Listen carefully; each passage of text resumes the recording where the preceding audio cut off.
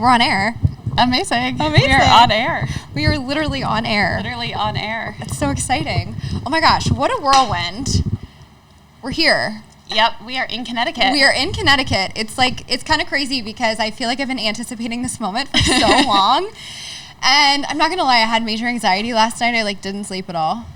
But that's what's special. I still love that. Yeah. We call it camp jitters at this house when you're going to go see your camp friends that you haven't seen for a while. Yeah. And every time I go to the big circuit still the night before I leave and my flight's really early, I get camp jitters and I love it.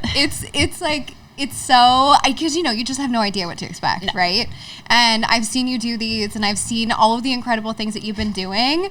And I'm like, oh my gosh, I'm going to be up there. That's going to be me. It's going to be, and then we're premiering the show and it's going to be your big moment. Yep. And I haven't seen it. So this is a complete surprise. I'm so excited about that. Yeah. My plan was that I was going to show everybody before, not just I literally was making edits this morning. I love it. Yeah. I love it. I was like, of course. Yeah. I mean, that's how deadlines work. Yeah. Okay. So guys, we're obviously sitting here with Piper Klemm, owner of the Plaid Horse. You guys see this massive, beautiful shrine behind the wall. For the listeners, you can just visualize that there's this beautiful shrine of Plaid Horse covers. Yep. So I want to start there. So let's talk about your history of the Plaid Horse. Yep. The inspiration, the history, all the good things. So the Plaid Horse existed, and it was this publication I always thought was so special because it had a little bit of a homemade quality, but it was always the first place people were published. And so it had this excitement to it of this is the first time I've ever, kind of had my name up in lights. And when I wanted to go into the equestrian journalism space, I worked for a number of people, but no one would listen to me. Yeah. And I thought that I had ideas that were correct and resonated with an audience. And it's hard to remember back then because so much has changed since then. But we didn't talk about issues. We didn't talk about body image. We didn't talk about positivity. We didn't talk about kind of soft things or things that we all deal with. And it was all the coverage was really tailored at the very top of the sport. And those people are all amazing. But that's not reality for most of us. Yeah. And when social media started, I really saw this opportunity to be an educational platform and reach a lot of people and tell stories. And no one would listen to me that I would try to work for or do it my way. So it became very apparent to me that I'm a horrible employee quickly, that I need to do it, that I need my own thing to direct it my way. Yep. And I always say that I have my own business because I never wanted anyone else to tell me what to do, but it never occurred to me that I'd have to tell other people what to do. I'm like, I don't know, just do what you think is right. Yeah, what do you think is good? Being a boss is horrible for me. It never came naturally. I'm really bad at it. I've maybe gotten better, but it's also unclear. Yeah. And, but I love sharing stories. I love being part of people's lives. And I love, the Plaid Horse is all about community, inspiration, and education. And those are the three things to me that I think we all need more of. And that's what we're doing now. Plaidcast Live is all about community. It's all about getting together. It's all about education. It's all about inspiration. And so everything we do, I really try to hit those touch points. Yeah. All three if possible, but at least one or two, if not all three. And for sure. And so when I got started, people were still asking me if I was doing the medium pony hunters. And I was I would be oh, no, I have a PhD. I looked young, and people didn't take me very seriously. And I knew I needed something with a little bit of weight. Otherwise, I wasn't going to make it. And so I started looking around. I ended up buying the Plaid Horse. I bought it on a mortgage structure, so I made a down payment with savings and paid it off every month. Paid every month out of the revenue until it was paid off. Amazing. That's incredible. And so do you feel because actually Tori and I were just talking about this on the way here, getting started in this industry, whether it's horse industry or just media in general, I feel it's difficult sometimes to, when you're young and you're passionate and you're, so inspired, and for people to take you seriously, and for people to, I feel even as a woman, that can be even more of a challenge. And I feel it's pretty incredible that, you've been able to do this, and you've done such a great job. Absolutely. And I think that that's, we talk about, a lot of people are like, well, I'm not sexist or I'm not biased, but we give men the benefit of the doubt in a lot of places where we don't give women. And even just walking around, I mean, within the last 12 months, I've walked around handing out magazines, and people have asked me if I'm an intern, because it's so fun that I'm passing out magazines. Yeah. And I don't think they would say that to a 36-year-old man. Absolutely not. So I think there's this like assumption of accomplishment, and we see a lot of women in our sport who don't get the benefit of the assumption of competence and accomplishment. And I hope to change that. And I try to assume everyone's competent, and I'm proven wrong on both genders all the time. Absolutely. But I really try to go with a good foot forward and take people at their word and at their value, and then go from there. You know, if they prove me right, we charge ahead. If they prove me otherwise, we make a differential plan. But I think the more we can give people the benefit of the doubt that they have experience and expertise, especially women, I think the better absolutely we can make our relationships. No, I agree. And I feel like the same way, whether, I had a photography business for 10 years, and then I launched the media agency.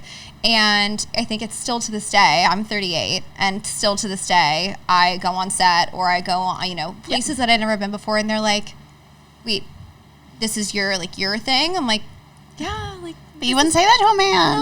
No one's saying that to them. Yeah, but, and I kind of just let it roll off my back at this point, because it's just kind of, part of the gig, right? And I just, but I always love talking to women entrepreneurs, and I think it's just so, our perspectives are a little different, and I think we just, I think we have a lot of passion and drive and inspiration, and it's fueled by that sometimes, and, and that's not a bad thing.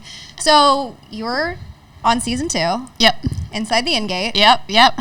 Okay, so I've really been wanting to know before, because I posted in the Plaid Horse Adult Amateur Lounge about Devin, about finding people. Yep. And you messaged me like immediately.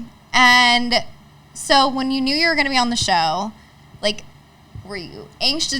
Did it add any nerves, or were you already just at a point of anxiety level that you just were so excited? Well, I'm going to take a step back there and say that, like, I actually think that this is kind of cool that we were just talking about this on taking people at face value. So many people come to me with projects and tell me how they're going to do stuff, and like most of it flames out. And really? 99% of it, I've had many people come and say, I'm going to do this, I'm going to do that, I'm going to do the other thing. And most of it flames out, to be honest, over the years, most things flame out. But it's kind of exactly what I was talking about. You came to me and I didn't know you, but I took you at face value. You said you were an expert in this, that you were doing this thing. And I was like, let's try it. Let's do it. I trust your I have no reason not to trust your expertise. And, had it gone another way, we would have organized and managed, but I think that is a really cool kind of example of this. I don't think it made me, I think the whole situation was just a lot, it was a lot of everything from my whole life. I'm not sure it made me more nervous, but I think the opportunity to get to share it with people was even you, that we didn't even know each other before, but the opportunity to get to share this experience with people. And I wrote about it for the July issue, and just like all the heartfelt commentary I've gotten back and letters. And I think that kind of embodies a Plaid Horse. We all want to share this experience that we're on together. We all want to share our moments and our feelings and our special horses. And I knew that this was special and this was a big moment, and I got to share that with you, and then through this I'll get to share it with so many other people. And and I'm not gonna, because as we just said, she hasn't seen it yet, so I don't want to give too much I'm trusting that it's good. I think that you will like it. And I am, it's funny because I'm such a nostalgic person. I love looking at, I would spend hours in here. I just feel like I would just love to look through, and maybe in a couple minutes we can pull out some of your favorite issues and kind of go through them. But, I think it'll be a really cool thing for you to be able to have all of this content and kind of remember those moments, and maybe remember the little moments that seemed little at the time, but they're really add up to something really big. And that's, you know, really a lot of the passion behind the show, is that I think as riders that, you know, everybody has their own journey. Everybody has their own experiences. And whether you're Nick Hannes, who's, you know, competing at the very, very top, or you're this is your first time at Devon with your horse who's 18 years old. And, you know, it's like incredible. Like all these stories are unique, and they all have their own footprints, and so I think that's really the passion behind the story. But I think you'll really enjoy like all of the small moments that you have, and maybe you didn't even realize we captured, you know. and you know, I think that's a good point too. I think that, you know, when somebody comes to you with a project like this, you're like, what kind of person are you? Are you going to show me like in a crappy way, or, you know? So I trust people too much, and I get burned occasionally, but life is better trusting people too much. No, for sure. And I think that I think you'll really enjoy it, and I just think like I just really know that people will very much resonate with your story. I think that people will truly enjoy watching you and listening to you, and just really seeing your experience at Devon play out, because it was just such a great, and I mean, I experienced it firsthand, and it was just such a great thing to watch, and I just related it so much to myself. And, you know, I could really relate it to my horses, and those moments that you have with them that you just will never forget, that are so monumental. You work so hard to get there.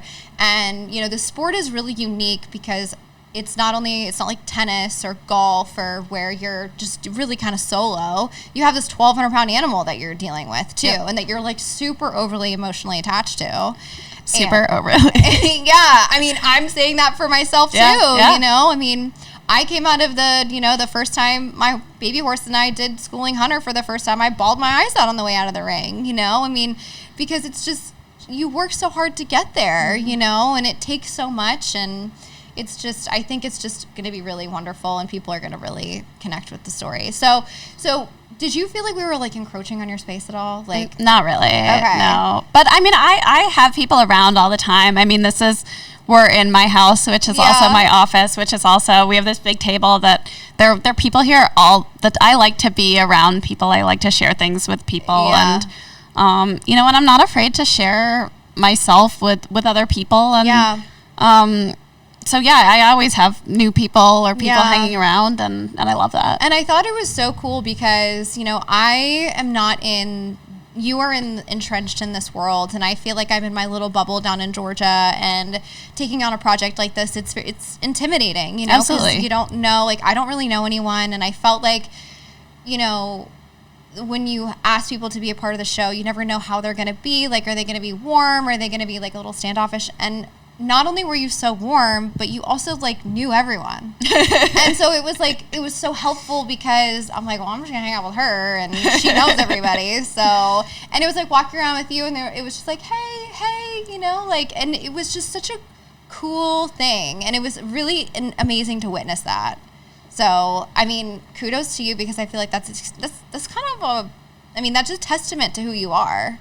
I truly and genuinely love our community. This is my home. This is where I want to spend my whole life. This is not, you know, the Plaid Horse is not for sale. It's not going to be for sale. Like, this is where I'm spending my passion of my life. And it's really important to have really good relationships. Everyone wants to know what the secrets are to this industry and what the secrets are to life, and it's like, have great relationships. This is a table, I say this all the time, and I say this at this table all the time, so it's so special to me that we're sitting at this table. Oh, good. This table seats 10 people, and when you think about the big things that have ever happened in our sport, even like the founding of USHA, you know, generations back, the founding of the American Hunter Jumper Council, you go through all of these great things and ideas and organizations, the USHA International Hunter Derby, like the concept of all of this stuff, they were all created by groups of roughly 7 people, if you study them. Yeah. And this table seats 10, and every time we sit down for dinner, I'm like, we can change the world. Yeah, and so I always sit at this table, and we sit at this table for dinner, and I say, look, like, this number of people, this group of people can change anything that we want to change if we sit down and we put the work in and we're strategic. And I hate social media just like everyone else, but I think it creates a sense that we need a consensus of 5,000, 20,000, 100,000 people on a topic. And we don't. We move the world forward in our small groups of really dedicated people who band together, who work together and make stuff happen. And that's the number of people that can fit at this table. That's incredible. I think we should all sit here later all the time with a drink. Yeah, we and will. Just kind of talk about what we want to do. We'll take everyone in this room and just pick who we want to be. Perfect. who are our change makers and put them at the table, and everyone else can mingle around during the after party. That's great. I think that's fantastic. So, I mean, you've been in this industry for a long time. Yeah. And so, you know, when I started the project of Inside the Ingate, I think there were a lot of people that make sure you get real amateurs, or make sure you get real people, or make sure you get, you know. That's just women hating women. I mean, I'm like, anyone who calls someone else not real or not an amateur or not a whatever, like, that's just women hating women. Knock it off. Yeah. And I'm like, well, that's the thing. And I keep preaching that. I feel like ever since I've gotten home, I'm like, you know, I don't think that, and that's again when people stop hating other women. Yeah, and hard stop. Yeah, like, period. Like, we all need to knock it off. Yes, we all need to stop invalidating each other's experiences. That goes along with the same thing earlier. Yeah. Like, stop invalidating people's expertise, their experiences, their age. Stop trying to knock them down. Yeah. Let's lift all of each other up. Let's have equestrian media be the best sports media that exists. Let's have the equestrian world be the best world, the best role models, the hardest working people, you know, the most humble, the most expert, the people who care about their lives, their community, their people the most. Let's all just work together and be that. Let us not tear each other down. Yeah, because I mean, you know, I came from the commercial world. The equestrian space was in a space that I mean, obviously I've been riding my whole life, but in terms of a job and work and like putting yourself out there and all those things, and it's been something.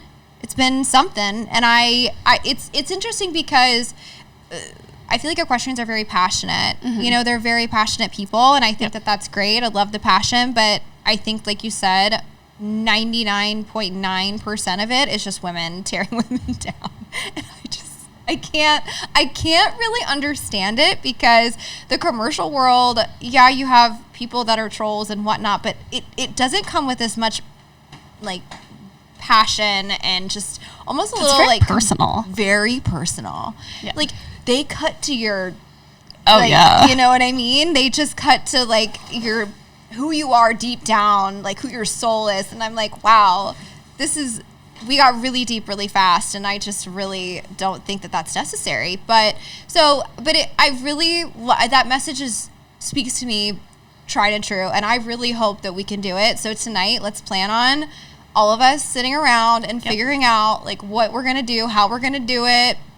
And I'm game, because I think that that's what this community needs. It's such a great community. It's wonderful. I love everyone in this community so much. Even the people that drive me crazy. Yeah. They always come back around. Yeah. I love them. I give them another chance, and everyone's like, you give everyone so many chances. And I do. Yeah. I really give everyone so many chances. Yeah. But I love this community. I love these people. I love people who love horses, because they are my people. Yeah. And, like, let's not overcomplicate it. Yeah. Other people have this, that, or the other thing that I don't have. I'm anyone who gets to ride every day, I'm so jealous of you. Yeah. Anyone who gets to ride every week, I am so jealous of you. Yeah.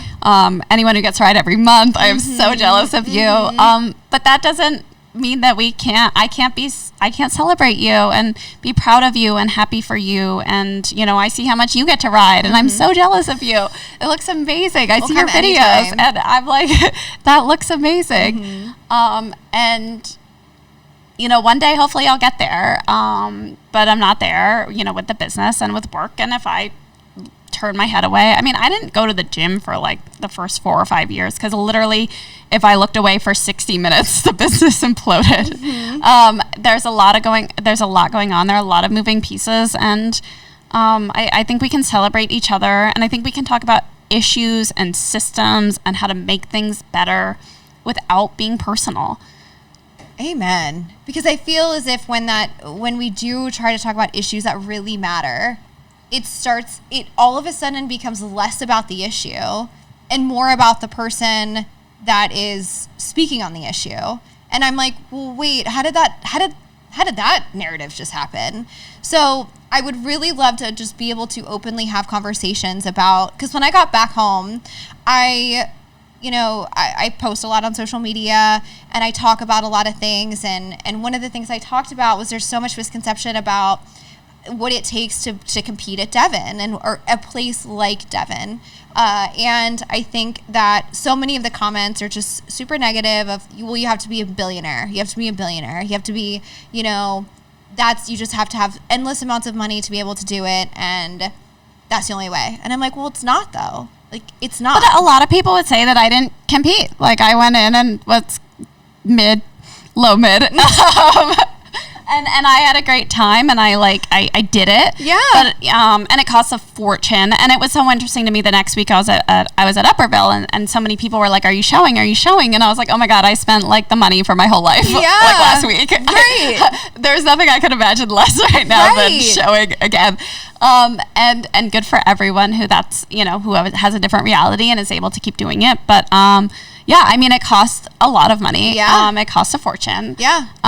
In qualifying, I think I did it about as cheaply as possible. I was trying to get it done for about $7,500. I was about $9,100 all in, which is a ton of money. Yeah. And also is doable for a lot of people as well. Right. And, I, like, for example, like every detail, like his tail was never braided until Devon. Like we didn't braid his tail for any of the shows prior to Devon. I mean, when I say that I'm cheap. Yeah. Well, I think that's important. And I know you talk about this so much on your platform and in the Plaid Horse. Like, I love reading all about it because I think the transparency is so important. Because I don't know, because I don't show at Devon and I don't know how much it costs, but I also know that it could be something, and I've said this before, it could be something that you save up all year for. It could be something that you do, okay, like I'm going to do this, plan to do this once, this is a goal, and that I'm going to do it, and I hit my goal. Yep. And for those people, like you said, that show at Devon every year or on the circuit or whatnot, like that's fantastic. I think that's great. But a lot of people would say that I wasn't, it didn't count. Like I wasn't competitive. Like I kind of sucked, and that they would say, they would actually use me as the counter example of, see, you have to be a billionaire to be competitive. Yeah. Yeah. I could have practiced and ridden better. I still believe that if I had gone in and actually gave it, was able, with Ruben's health and stuff, to give it my all, and I stopped working for 6 months. I believe I could have smoked him. I believe you too. But I didn't, and he didn't, and that's where we are. Yeah. Well, I think either way, I think so much about riding, at least unless you are, it obviously depends on the person. I'm not a crazy competitive person. I am more I am very goal oriented around my personal goals. If I make it a goal, I'm going to get to Devon, I will hell or high water, I'm going to do it. But I still think it's really more about, I'm not going to compete and beat everyone else. I'm in there against myself. I want, for sure. I want to be there. Yeah, I want to be in there because I want this for me and my horse. We've worked really hard for it. It's not like I'm I'm trying to beat Sally next to me or something. There you go. We haven't talked about our makeup yet. Oh my God, we haven't talked about our makeup. Did you put makeup on? All natural. That's the theme of the show. We're all natural. I like all natural. Yeah. So we made it a point. Maybe I should wear makeup. So welcome to the party. Happy to be here. Yeah. Thanks for having me. Yeah, go ahead and introduce yourself. I'm Geoff Case, hunter judge, equitation judge. What is your biggest pet? Do you have a pet peeve? I guess it would pick a discipline, and I'll give you lame horses. That is my biggest pet peeve. In the equitation, I don't know if it's my biggest, but one of my pet peeves is when people sit the trot coming into the ring. That kind of went out of fashion in the 70s. Mm-hmm. And I think when you come in the ring, you're giving the judge their first impression of you. Mm-hmm. And I don't know if there's anyone in the world, but if there are very few whose best gait is the sitting trot. So my advice to people would be... What are you talking about? I've had kids that say going at the walk, that's your best gait. But so my advice would be in the equitation, try to avoid coming in at the sitting trot. Also in the equitation, when people come in, to kind of do their first passes in front of the judge before you start. Kids that pick up the counter lead, especially in classes that don't ask for the counter lead, because it's a risk-reward scenario. Like, what happens if you lose the counter lead right in front of the judge? Then the judge is going to be looking for it once the class starts. So those are my 2 equitation pet peeves. Interesting. I also would like to discuss, because I think it's interesting and has never really been discussed on a podcast. You are here because you are doing laundry. How do judges that go from show to show to show do their laundry? How is your judge well dressed every week? I am sorting that out, and actually it's one of those things that we lost during COVID. Actually, was hotels that'll send your laundry out. Like, a lot of hotels won't do it anymore. So you find a laundromat, you find a friend. You try to get it done when you can. Some hotels have paid laundry machines in them. Yeah. But it's not just, it's judging, then a clinic, then a Plaidcast in person. It's the schedule. I have made very efficient use of my time over the last few weeks. I mean, you just walked in the door and we're like, go ahead and have a seat. Well, I mean, I should have known coming to Piper's that there could be a podcast on it at any given moment. I know. I should have been prepared. I know. So, this is totally off the cuff. I had no idea this was happening. Yeah. And then pet peeve in the hunters. The short collared hunt shirts people are wearing now. They look like a t-shirt. That's probably a lot of judges, don't like the shorter jackets. That doesn't bother me so much. But the collars where the shirts are so short it looks like it's a t-shirt. That's probably one of my biggest current pet peeves in the hunter. Okay. Interesting. So this is something I didn't know. And sometimes I embarrass myself, and so I probably am going to do that right now. So I didn't realize that when you go into, say you do the Hunter Derby, that you start at 100, right? I mean, in theory. Is that like the thing that you start at and then you just get deducted? I mean, I guess that's a theory, but no, I wouldn't say in practice that's true. Okay, so I don't feel so dumb. I would say that, again, your entrance, your opening circle, that kind of thing, that it gives the judges a first impression. It can set a little bit of an expectation. I mean, I kind of think in reality, everybody starts around an 85, and then they either lose points or gain points throughout the round. Maybe, in all honesty, a really famous horse with a really famous rider, maybe they start with a 90. Just they've earned it from their reputation. Fair or not, they've put in good rounds. They've had good results. They've earned that kind of reputation. But no, I wouldn't say that we start with 100 on our score and we do minus. In practice, that's not really how it works. Okay. So throughout your career, are there any trips that you can think of at the top of your head where you're just so blown away? They're probably in the best hunter round that I've had the good fortune to do Capital Challenge a couple of times. But you go to Capital Challenge expecting to see it, right? So the ones I love are the ones that are unexpected. Turns out the horse has become quite famous, but I was in Temecula once. I was sitting at the ring with Shane George. Irene Neuwirth went in on, I think it was Juan Carlos or other one. I don't remember. Anyway, incredible jumping horse. And it goes around. The round is flawless. It jumps amazing. Just a normal show in Temecula. And I look at Shane, who has judged every major championship there is. And I'm like, can I give that a 94 here? He's like, looks like a 94 to me. So that round sticks out as far as sort of an unexpected. Not that Irene's not great, not that the horse isn't great. Right. I just didn't expect to see a 94 at Temecula. And then there was a round, I think it was in the Taylor Harris at Capital Challenge last year. Piper helped me out. It's Kyla's client, one of the twins. Her name escapes me, but when she came in, and I wasn't really paying attention to the name or anything, it's just this little tiny girl on this little small white horse. It's not kind of what you expected to see. And man, from like jump, she picked up a gallop, didn't touch the reins. I mean, she attacked that course. And again, like, you judge enough, you see the kids enough. Like, when a kid, comes in that you expect to be good, it's like, yeah, okay, they were good, but I expected it. But the ones that kind of jump out of there and you're just like, wow, like, where did that come from? Those are the ones that sort of stick out in my mind more than like John French on Babylon. Yeah, that's incredible. Oh, another, actually, it's not necessarily one round, but one of the best classes I've ever judged. And I was actually talking with the Prop Sisters about this last week when we did the Plaidcast Live. I was fortunate enough to be at the Hampton Classic when Ariana Marnell was still riding Babylon, and they had Arabesque. And I mean, the two of them, like one after the other, it was just jaw-dropping. Like two of the most incredible junior hunters at the time, at the top of the level on that beautiful field. That'll always be a memorable experience for me. And I think she said I gave her her first 95, and I'm like, yes, I did. Heck yeah. That one got a 96. But it was a good class. Damn Babylon. Oh gosh, well he's gorgeous, so I mean he's a pretty darn good horse. Yeah, amazing. Not many come along like that. So Devin or Piper was at Devin, and so did she? I take a small bit of responsibility. Well, yeah. So talk about that.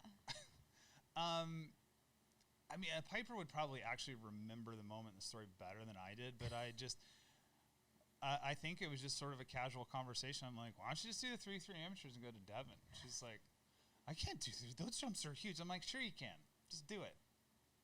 And Piper had a good plan. She set out a plan from the beginning. I'm getting in this way or I'm not getting in. You know, she didn't chase points. She didn't win the fastest trailer award. She said, these are the shows I'm doing. If I deserve to get in, I'll go. If I don't, I won't. And luckily, she got in. And her rounds are very good and very solid in that kind of company. I thought it was awesome. Yeah, she did great. Yeah. And we didn't talk a lot about Ruben. We didn't talk a lot about Ruben's health stuff at Devon because I still wasn't sure how it was all going. So I kind of wrote about that in the July issue. So if people want to read all about even more reasons why I was crying. Yes. And I think when we first got there, you were I could tell there was like hesitation from you, and I didn't really know why, but it makes sense now. And that because you would like pause for a second, and I was like, oh, or is there something going on? But that definitely makes more sense now, for sure. So we've been talking a lot about kind of, you know, entrepreneurship and young people in this equestrian space. And do you have any advice or thoughts to the younger generation that wants to be a professional, not a professional rider, but, you know, whether it be in the media like Piper and I are, or just in the space in general? I think it's what I would say, and I think it's true of every industry. I said the first thing you need to do is need to identify a need and figure out a way to fill it. I'm sorry. You know, not necessarily, but speaking of riders, for example, I think that if a young person came up to me and asked me, you know, how do I best position myself to be a professional and have a career in this, I think you look around the world right now, and one of our biggest needs as far as riders are concerned is riders that can build up young horses. I'm talking like 3-year-olds, 4-year-olds, 5-year-olds. Even in Europe, where it used to be a little bit easier to do, they're really lacking those people, and we're sorely lacking them in America. So if you can get some experience, whether it's interning if you're a teenager or something, intern a summer with Spy Coast, you know, watch their young horse program. They're obviously doing it well. They have several horses they've bred jumping at the 160 level now. Do you think that's because the younger generation doesn't want to do it, or? I think it's because we don't train kids to be professionals anymore. And the kids that really have a shot at it, they look around and they don't know where to start. They don't know where the opportunity can come from.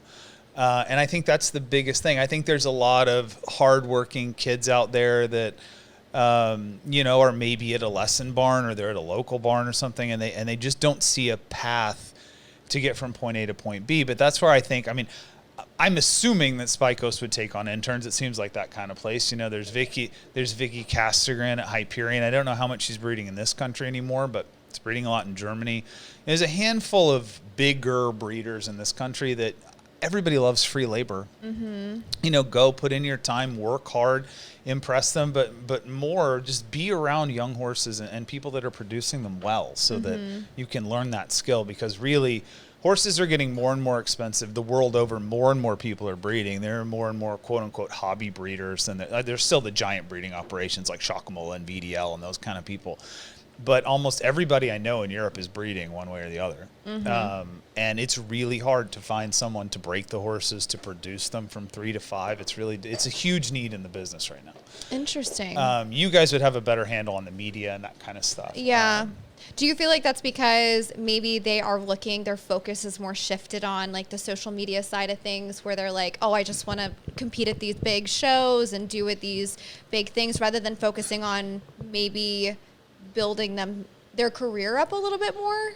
I think it's easy these days to blame it all on social media, but it was it was that way, 25 years ago when I came out of college. Mm-hmm. Everybody thought, okay, I'm going to walk in. First thing, I want to show. Mm-hmm. I want to jump Grand Prix. I want to show first-year hunters. Whatever their dream was. Mm-hmm. And actually, it's funny. I got my first job with Karen Healy in California, pretty much solely because of my college degree, to be honest. And she looked at me and she was right. At that price have changed a little bit, but at that time, she said, I can get the best rider at the horse show on my horse for $50 a round. I need somebody who's intelligent, can work hard, keep the barn organized, teach, all that kind of stuff. And I do, that's another thing. I think if you can learn to teach, and that's why I chose to start with Karen, because she was an excellent trainer, an excellent teacher. I kind of had a rudimentary training background at that point. Not that my trainer growing up wasn't great, but it wasn't really sophisticated. And I thought, you know what? For longevity in this business, for financial stability, especially in America, you've got to be able to teach. You've got to be able to deal with clients. You've got to be able to do that end of the business. A lot of people can ride well. There are a lot of good riders out there. So again, I think if you're looking for an opportunity in that regard, look for somebody who teaches well, who trains well. That's another thing we're about to have a big need of, because the ones that are great at it, they're getting a little bit older. They're getting to retirement age. And again, a lot of the young ones, they don't want to teach. They just want to ride. So I think the next generation of good trainers, we're going to have a big need there in the next 10 to 15 years. Yeah. I think in the other horse show area, hunter course designers, we have a huge need for hunter course designers. If you want to do something a little more casual, stewards, we have a huge need for stewards. Like, there's a lot of jobs that are maybe not quote unquote sexy out there, but that we need people to do. And at the end of the day, like, the money's not bad. Yeah. I mean, you're not going to be on the Forbes list, but you can live a nice quality of life if you work enough. Yeah. I love that. So Get your laundry done in between horse shows. Yeah, and get your laundry done in between horse shows. It's great. Yeah, that's perfect. So you're actually on my podcast. I don't know if you know that. So I don't know. I just sat down and there was a podcast going on, and you shoved a mic in me. But that's cool. So this is the Equestrian Adult Amateur podcast. So the platform is a lot of amateurs. Same with Piper. Like, we talk to a lot of amateurs and just the things that they go through, and we as amateurs all like to talk about. But is there any advice or things that you see on a weekly basis that amateurs are doing that you're like, oh God, like, do you enjoy judging amateurs, or are you like? I do. I honestly, I try to find joy in judging everything. There's some days where it's a little bit difficult, but I mean, there's a lot of kind of little pieces of advice, but my best advice I think I've ever given amateurs ever is don't forget to breathe. I mean, I really think that that's a big problem for a lot of amateurs. They go in the ring and they hold their breath. Yeah. A lot of them. Yeah. And my other piece of advice I give everybody is, especially if you're an amateur, but if you're a junior too, and even if you're a professional. Yeah. We all started doing this because we love horses and because it's fun. So remember, we love horses and it's fun. And I'm going to paraphrase, I think it's Churchill or something, but even the man's worst day on the back of a horse is better than a day without them, or something to that effect. That sounds good. Yeah. And if I'm not paraphrasing Churchill, you can give me credit for that quote. I don't know. Exactly. Well, I think that we need to start getting ready for the live show. Yeah. So we're going to watch season 2 of Inside the Ingate, which this lovely lady right here is going to be starring in. She hasn't seen it yet, so I've only seen the preview. Yeah. I'm gonna hang out for another 15 minutes, switch my laundry to the dryer, and then I'm gonna go shower and get ready. So we have a big night tonight. Maybe have a cocktail before, and then it's gonna be great. I'm very excited. I'm excited just to be here. So thank you for having me. Yeah, I think you'll enjoy it. It's a really cool thing that Piper's doing, and the venue is really cool. Oh, and, yeah. I taught a clinic this morning just down the road, and I pretty much tried to guilt everyone into coming, so we should have a good crowd. I said, if you don't show up, you don't get stirrups tomorrow. Oh, That's perfect. I love that. It should be a good event and a good crowd. And Yeah. it's a really cool thing she started. And I think we need more in-person interaction. I know. in Well, sport. after the show, Piper said that we're all going to sit at this table and we're all going to figure out how we're going to dominate. Can you put my jungle juice? Yeah. Yeah, absolutely. We need the jungle juice. This will be full of daiquiris later. Yeah. So this is what we will all be doing later. We're gonna be hanging out at Piper's with this one. Is what normally lives on this table. I feel like that is entirely too fancy to contain something called jungle juice. Jungle juice. This just feels good. I mean, And look at this. yeah. So really quick, tell everybody the story behind this. I was at Kentucky last year. I was at the horse show, and it was my birthday, and I just walked down Vendor Row, and this was sitting there at the Silver Peacock, and it spoke to me, and it was my birthday.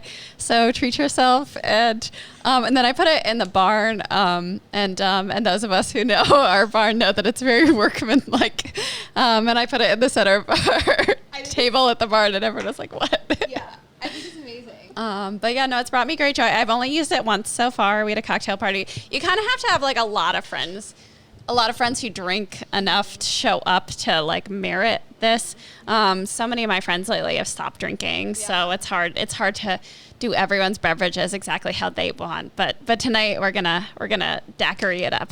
I'm definitely gonna get a lot of content of this. This is gonna be fantastic. Oh, and Piper knows I'm not picky, so I'm in. Yeah. Well, to close out the show, I want to hype Piper up. I know she doesn't love it, but I think that you're doing an incredible thing. And I'm so excited for you to see the show tonight. And if you hate it, don't. Just tell me privately. She's not going to hate it, I don't think. I won't hate it. Yeah, no. I won't hate it. It's going to be great. It's gonna be great. I'm so excited, and I'm so glad, that you took the chance to reach out, and I took the chance to reach out, and we're seeing where all this takes us, and it's taken us here so far, so it's amazing. Yeah, and we're going to have some jungle juice later, and I'm so super excited about it. All right. All right, guys. Wait. And we're off air. Good night, everybody. Well, friends, thank you for tuning in to another episode of the Adult Amateurs Guidebook Podcast. We hope you enjoyed the discussion, as always, and be sure to like and subscribe for more real and authentic conversations about the struggles and triumphs of balancing life and horses. Until next time, cheers to adulting and happy riding, friends.